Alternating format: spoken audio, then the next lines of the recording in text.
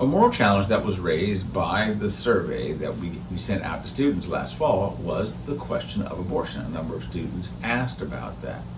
Of course, we are on the other side of the Dobbs decision, which reversed Roe versus Wade.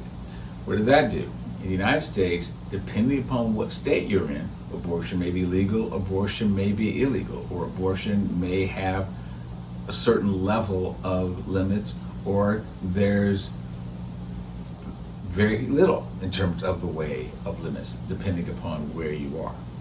So what that does, I think, is create a greater moral challenge in a way than we had during the Roe versus Wade era. And here's why it's a greater challenge.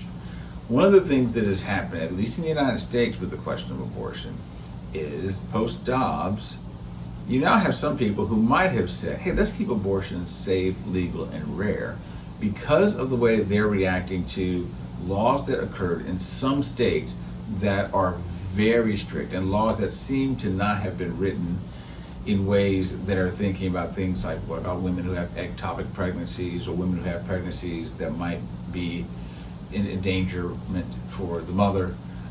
There's ways that some of those laws are in some states. It's suggested, or at least it's created an environment. And by the way, just as a qualification, even if, let's say, in those states, there are all those qualifications built into the laws, the reputation of what's happened with those laws and how quickly they were implemented has created a public reputation where some people think, oh, at least in those states, women are really up against it if they're in some kind of reproductive health type of challenge, irrespective of whether it's about choosing to have an abortion. So that's part of the challenge. If you're in a state where there's not lots of limits around the decision for people to make an abortion, to have an abortion, the challenge then, I think, is what do you do in an environment where now there seems to have been a catalyst for people to talk more about the need for having what they're calling reproductive freedom, a very expansive reproductive freedom, or what's being called reproductive health care. In other words, saying remove as many barriers as you can.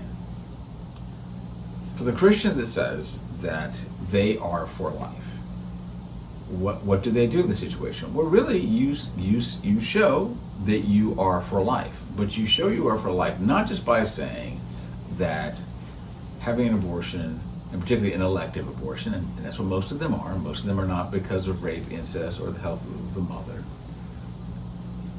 You say, in that kind of situation, I'm a pro-life person. I think every child that's conceived should be able to be brought to term. Then what do you do? Well, I think what we do is we show that we care about the child and the mother.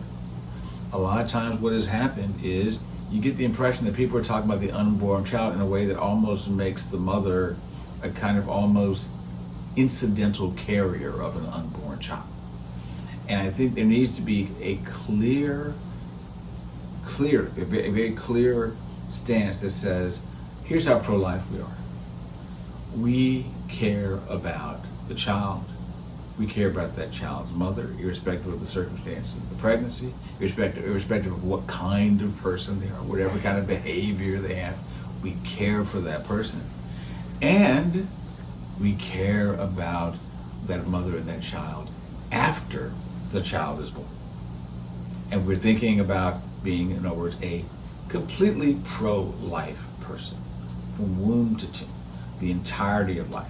And that we want to have a disposition that is seeking the good for persons throughout their life, not just the 9 months that go from conception to birth, but from conception all the way until they cross over. I think that is the moral imperative for Christians.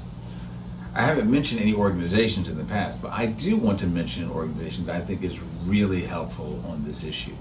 It's an organization that's called Pro-Grace.